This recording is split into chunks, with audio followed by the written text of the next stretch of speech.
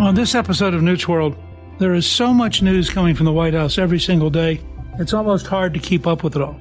For my guest, that is his job. I'm really pleased to welcome my guest, Christian Datoc. He is a White House reporter for the Washington Examiner. In fact, we're talking to him from the White House, where he's currently doing his job. He previously covered the White House, Congress, and campaigns for the Daily Caller.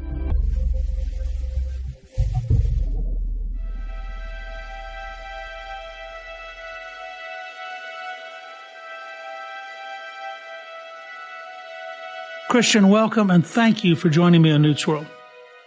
No problem, Speaker Gingrich. Happy to join you today. Well, I'm curious because you've been right at the heart of the action. You've been covering the White House for several years. How has the White House press pool changed in recent weeks under the Trump administration? Well, it's certainly been an adventurous first 7 weeks or so in office for President Trump. And like you mentioned, there have been major changes in the briefing room. First and foremost, we saw the Associated Press get booted from the White House Correspondents Association's press pool. That was, of course, because they refused to call the Gulf of America as the Gulf of America, instead referring to it as the Gulf of Mexico, the name it's had for hundreds of years before President Trump signed that executive order. But a few weeks after that, Caroline Leavitt, the new press secretary, announced that the White House itself will be taking over management of that pool, previously WHCA or WHCA, as we call it here in Washington, D.C. That stands for the White House Correspondents Association, and they've administered the pool for roughly 100 years or so. You know, they had been allowed to determine its own membership and therefore essentially gatekeep the 30 some odd news outlets that were allowed into the in-town pool. Now, under Leavitt's direction, the White House will be managing that pool, and no one is kicked out, but they're adding dozens, if not hundreds, of new outlets who previously were not credentialed into what they're calling a new media seat. And new media can take a variety of different forms. It could be print outlets, it could be television, podcasts, radio, what have you. So there is a little bit of tension right now, not only between the White House and the press corps, which I would argue is essential to a healthy democracy, a little bit of an adversarial relationship to make sure that everyone is doing their jobs properly. There's also tension, again, between some of those legacy media outlets, whether they are television or smaller publications like my own magazine, and some of these new faces, because it's not just necessarily access to the president, which is at stake here. For those of you outside of D.C., the briefing room is actually an incredibly small space. The room where the briefings actually happen is larger than the workspaces themselves, the desks or the bays or the radio booths where we spend the majority of our day. So just circling back on what was sort of a long-winded answer, Speaker Gingrich, it's been a tumultuous time. There's been a lot of changes, and I think there's probably going to be even more updates on this front as new voices join and as the White House sort of grapples with the realities of trying to administer this pool. I think it would help our listeners, Christian, if you could sort of share with them the different kinds of pools, the traveling pools, et cetera, and how they get organized. Of course. So there are three main pools that cover the president's daily movements. The first is the in-town pool, and that's responsible for going into the Oval Office when invited or going into the Roosevelt Room, going into these spaces which, because of the reality of physics, not every single reporter on campus that day can get into and quite literally fit while the president is delivering remarks or meeting with leaders or other stakeholders. The next pool is the domestic travel pool, and it's exactly what it sounds like. Whenever the president is traveling across the country, whether for a little R&R or to go do an official event, there is a smaller pool of around 13 outlets which do travel. We fly on Air Force One, and don't worry, folks at home, we reimburse and pay our way, so your taxpayer dollars aren't going to nice seats for us. And then the third pool is the foreign travel pool, which, just like the domestic travel pool, they fly along with the president. Sometimes, depending on how big of a trip it is, we need a secondary plane to fit everyone on board.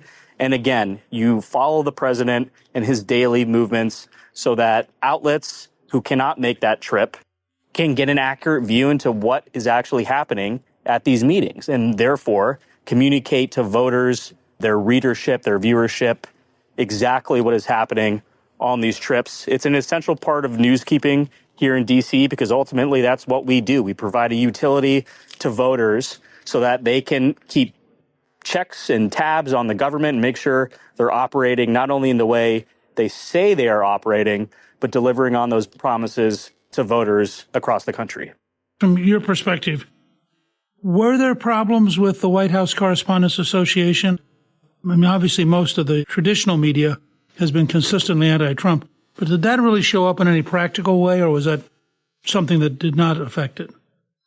You know, it depends on who you ask. I think, and just for your viewers' information, I've been a member of the WHCA since 2019. My outlet was a member even before I joined.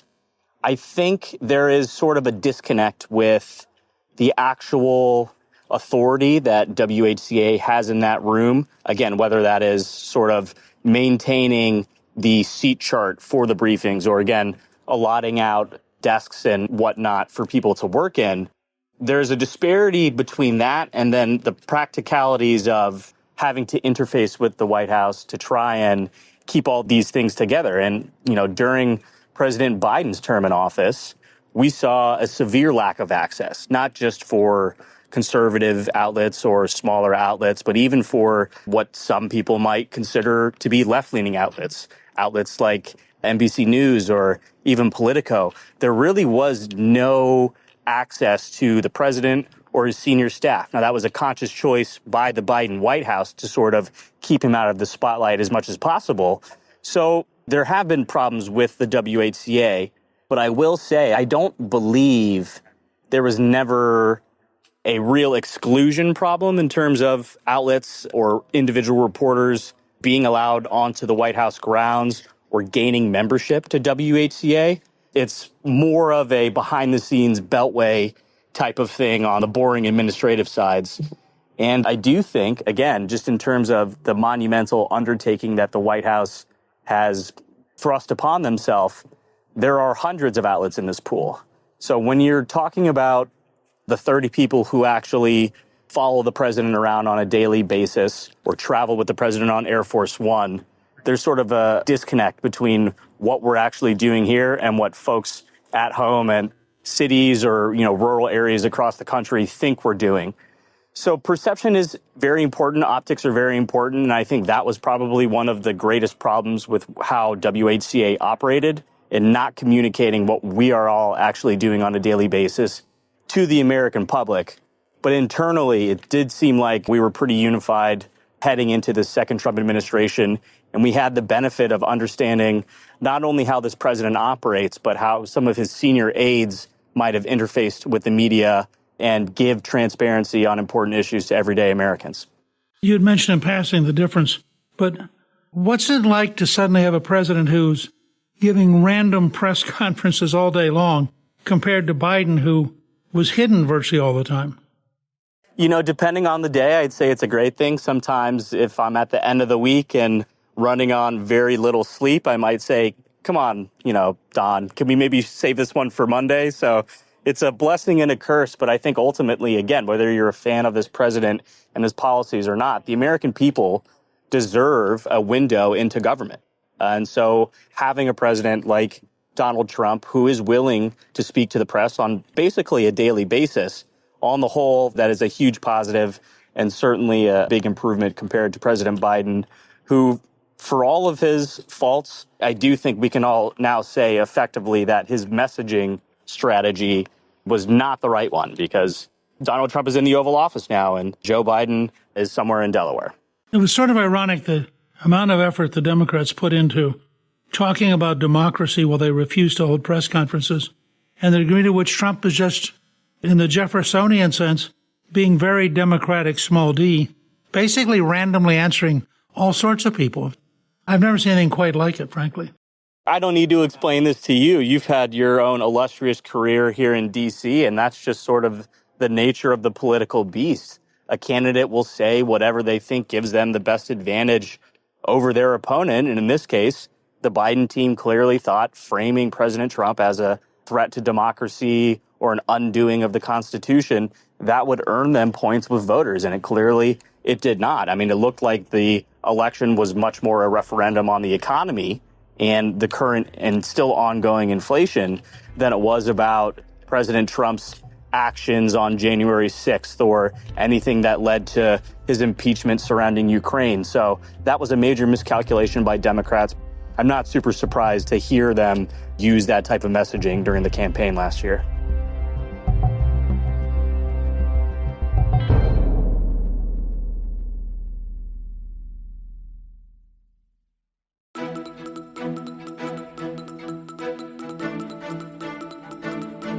Probably the most innovative single thing Trump's done so far is the Department of Government Efficiency and bringing in the richest man in the world, and Elon Musk, to sort of add drive and energy and toughness to the system.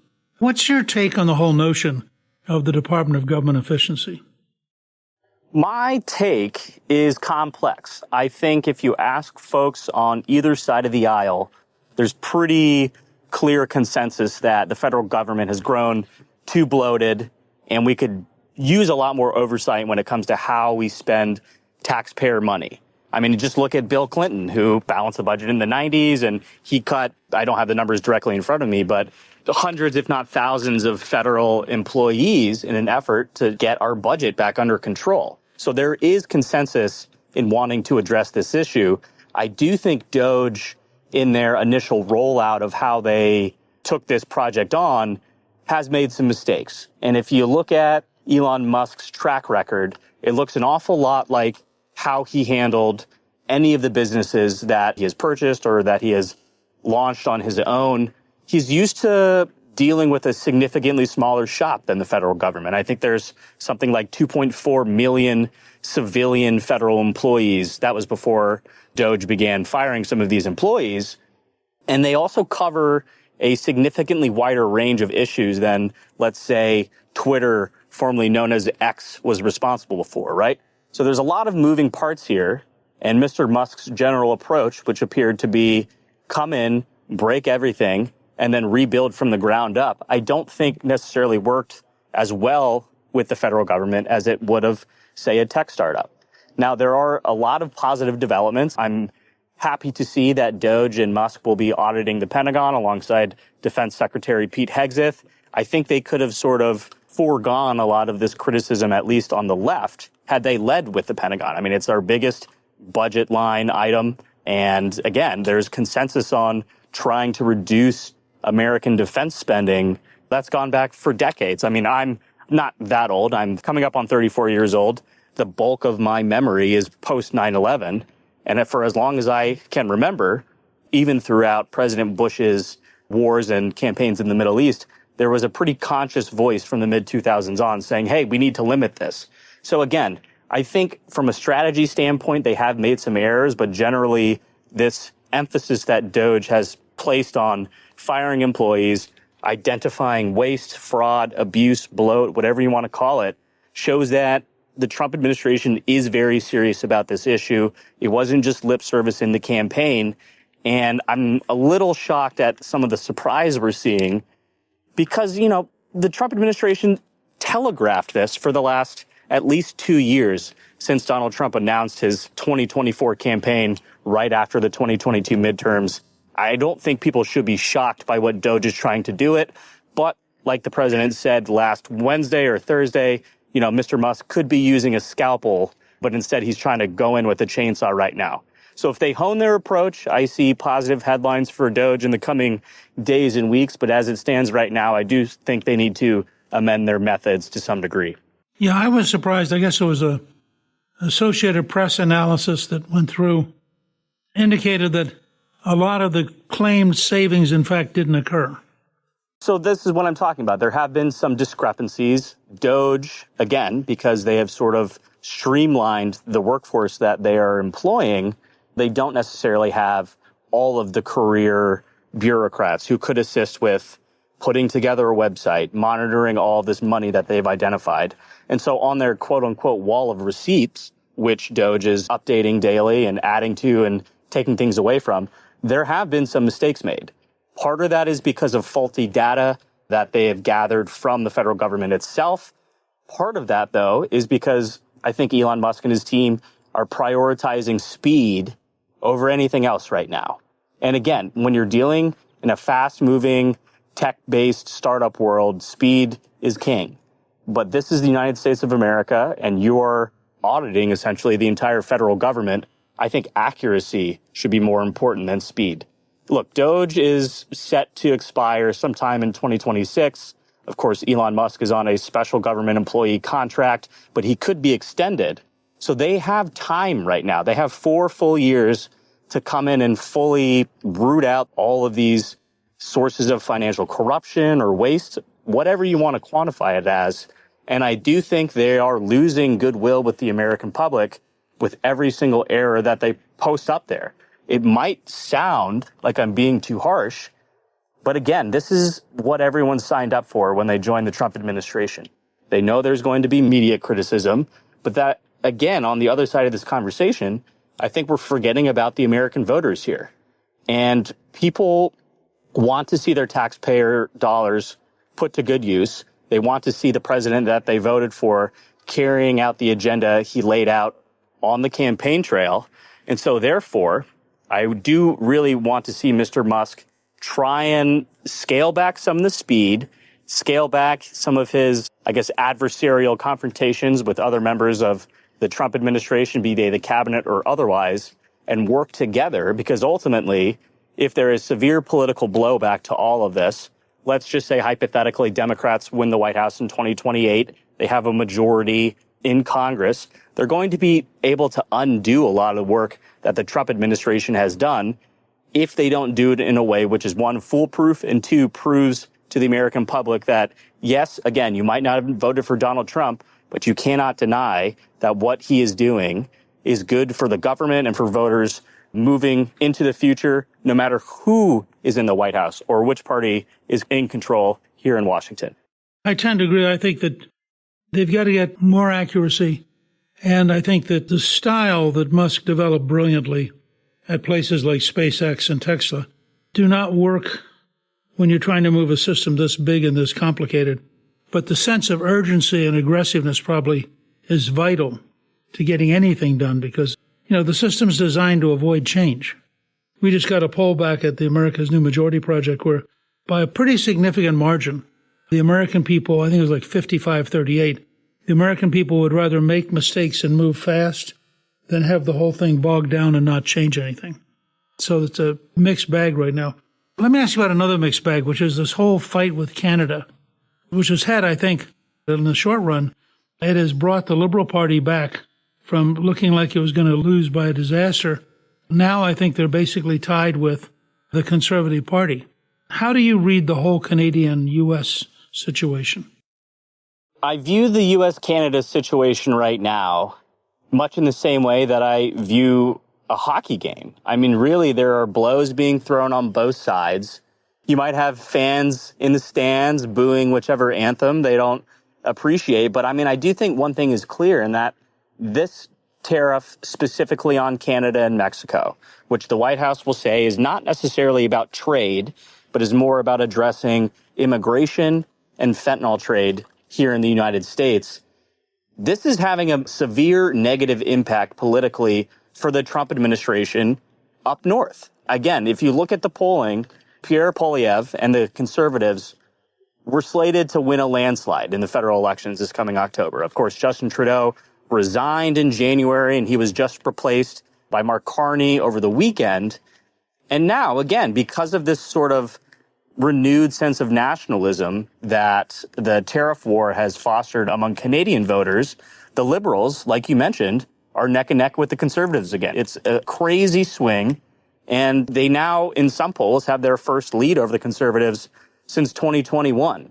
I'm not so sure this will hold through October when those Canadian elections take place, but I think just sort of the wonky implementation of these tariffs with President Trump signaling one thing publicly and then carving out some exemptions, this has fostered like real resentment of America with one of our closest allies. They are, I think, our second biggest trade partner They've fought in every single war over the last century that the United States has taken part in alongside of us. It's a pretty seismic shift in the paradigm in how North America operates. I mean, let's not forget, 2019, Donald Trump throws out NAFTA and brings USMCA into being. On all fronts, this was a good idea. It's pushing more free trade. It's trying to incentivize some of this cross-border manufacturing to maybe come settle in the United States. And all parties involved, including here in the United States, they didn't get exactly what they asked for. So you can make the argument that it wasn't unfairly tilted towards the United States. You flash forward 6 years, and now USMCA is basically being thrown out directly out the window. I'm just not really sure what exactly the president thinks he can get out of Canada and Mexico beyond the concessions they've already made to address border crossings, which again have dropped significantly from the historic highs of the Biden administration to double-digit border crossings, I want to say, in January. It's an interesting dynamic. I'm not so sure Mark Carney will necessarily publicly continue the same line that Justin Trudeau did against Trump, and that might sort of ease some of the resentment among Canadian voters. But as it stands right now, the Canadian Liberals are by far the biggest beneficiaries of this trade war, not necessarily U.S. manufacturing and production.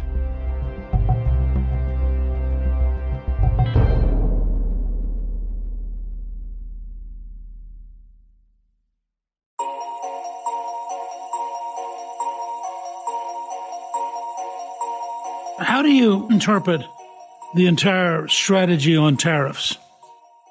That's an interesting question. I wish I had an economics degree because as a dumb young reporter, I feel very ill-versed to address this. But let me lay it out as I understand it. The driving force behind Donald Trump's tariff agenda lies with a man named Peter Navarro. He's currently the senior counselor to the president for manufacturing and trade. He worked in the first Trump administration and was a professor at Stanford for many years before that. He's looking at the global economy as it falls out of the 1990s when we started to see a lot of businesses go overseas to China specifically. And he's saying what we've been doing for the past 30 to 40 years is hurting Americans at home. So these tariffs are meant to, one, offset U.S. trade deficits with our top trading partners, and two, sort of reforge the global economy to put the United States back at the center of it as a production capital, not necessarily just as a consumption capital, but we want to be making things here in America. We've heard about this for two consecutive administrations now before President Trump's second term in office. We want to make things in America, especially things that the federal government is purchasing. So when it comes to the reciprocity of this entire agenda, I think this is a good development. And I say I mean the United States of America and the Trump administration. They're not going to be putting punitive tariffs trying to squeeze trade away from some of these other countries. They're just trying to offset the same things that other countries charge the United States to export to those countries. So they say, if you charge us 10% on automobiles, we're going to do the same to you. It's meant to lower all of these barrier taxes and make sure that, again, there's a free flow of goods across the entire global community. I think the reciprocal tariff agenda is a much more thought out and a better implemented plan than these threats that we've seen regarding Canada or Mexico or China on fentanyl. Again, it's early days. We're going to get additional implementation next month. And then again, the implementation of the 25% tariffs on steel and aluminum. The markets will react. We'll hear more from economists.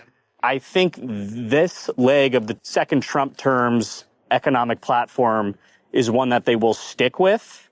It's up to the other countries really to decide if they want to play ball or not, or if they want to go back to the old system, which again saw the United States suffer the most.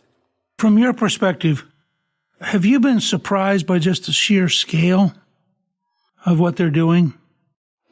I certainly am surprised by the scale on tariffs. I'm surprised on the scale of just about everything, because if you go back and you actually track what President Trump was saying he was going to do on day one in office, I don't know if you can get a notebook that has enough pages in it to keep track of everything. And he didn't do everything on day one, but they're pretty quickly working down this itemized list and addressing virtually every issue they can think of. I mean, again, the economy is one, immigration is one. There's some of these culture war issues which really mobilized his base even back in the 2016 campaign that he has addressed via executive order. I think the biggest outstanding issue is going to be up to Congress to get his tax cuts vehicle through the House and the Senate. And then after that, who knows what's going to come. So it feels like it's been a fire hose, which the media is trying to cover up for the last nearly 2 months now. And again, I say we shouldn't have been surprised because this isn't our first rodeo with Donald Trump. But I think even some folks in the White House are a little surprised by how much they've taken on in these early days. Yeah, and I think it's so interesting to see if they can sustain it. But my hunch is they can, because if you look at the cabinet he's appointed, these are all really strong personalities. Yeah, without a doubt. Across the board, I think personally, my favorite pick so far has got to be Brooke Rollins at USDA, because we don't talk about agriculture and food prices a lot. Well, I guess we might in the days following Bidenflation and whatnot. But she is someone who is truly a policy expert. I mean, she was there. She was the director of the Domestic Policy Council during Trump's first term in office. And she's really sort of hit the ground running. She was in the mid-tier in terms of confirmations this second time around. She wasn't during the first 2 weeks or anything like that, like the national security team was. But when you look at what's happening right now in terms of inflated egg prices following the bird flu epidemic, which the country has been grappling with, she had a concrete plan. They came out and they said, we're going to subsidize the purchase of chickens and eggs from overseas to supplement our dwindled population right now. And it's like, oh, okay. Again, even if you don't agree with this president on the issues and you are raising the topic of elevated egg prices, that's a real answer there. And it didn't take weeks and months to get it. It happened in pretty rapid succession. And I could give you examples from a number of other agencies, but it does seem like the team that is in place right now is unified around the mission that this White House is trying to achieve. And they're going to be working double time, triple time, overtime to make sure that they deliver on that. I'm very close to Brooke, and I can't imagine anybody better at agriculture. You know, she was the statewide 4-H president in Texas in high school. She actually majored in agricultural economics at Texas A&M. Her family has a ranch. I mean, she founded the Texas Public Policy Foundation, so she has a pretty intimate knowledge about issues in general. And I agree with you. I think she's very striking as somebody who can get things done. But I look at that whole cabinet, and virtually everybody there is very strong. I mean, you compare them to Biden's cabinet, and there's just no comparison in terms of what they've achieved in the real world. There's a lot you can say about what this cabinet has done in the private sphere versus President Biden's cabinet, which did seem to be primarily career bureaucrats. And I think that's just sort of the nature of the beast these days. There is significant appetite, again, on both sides of the aisle, for people who come from outside of government, coming in and taking control of a system which everyone, regardless of your political ideology, feels pretty confident that things have gotten out of hand. So it's a very stark contrast, like you mentioned. Who knows how long each of these secretaries stay on? Of course, turnover is a reality for any presidential administration. I do think it's kind of funny also. You know, we heard a lot from Vice President Kamala Harris about how she pledged to reach across the aisle and put a Republican in her cabinet, which, for the record, used to not be an outlandish thing to say. I mean, we used to have bipartisanship within presidential administrations not too long ago. But now Donald Trump has a former Democrat running HHS in Robert F. Kennedy Jr. So things certainly seem to come full circle, and I'm interested to see what this team can achieve and how long they will stick together. His director of national intelligence was a Democratic candidate for president. I almost forgot about Tulsi Gabbard, yeah. You know, it's clear to me that you really are paying close attention. Of course, the White House now has got to be one of the most intense places for a reporter to be covering. It's a lifetime education for you. And I really want to thank you for joining me. Our listeners can read your reporting at WashingtonExaminer.com. And I think after listening to this, they'll realize that you write from a real depth of knowledge that's very, very impressive. Well, I appreciate that, Speaker Gingrich. I was happy to join you today. Thank you to my guest, Christian Datoc. You can get a link to his reporting on our show page at newtsworld.com. Newt's World is produced by Gingrich 360 and iHeartMedia. Our executive producer is Garnsey Sloan. Our researcher is Rachel Peterson. The artwork for the show was created by Steve Penley. Special thanks to the team at Gingrich 360. If you've been enjoying Newt's World, I hope you'll go to Apple Podcasts and both rate us with 5 stars and give us a review so others can learn what it's all about. Right now, listeners of Newt's World can sign up for my 3 free weekly columns at Gingrich360.com/newsletter. I'm Newt Gingrich. This is Newt's World.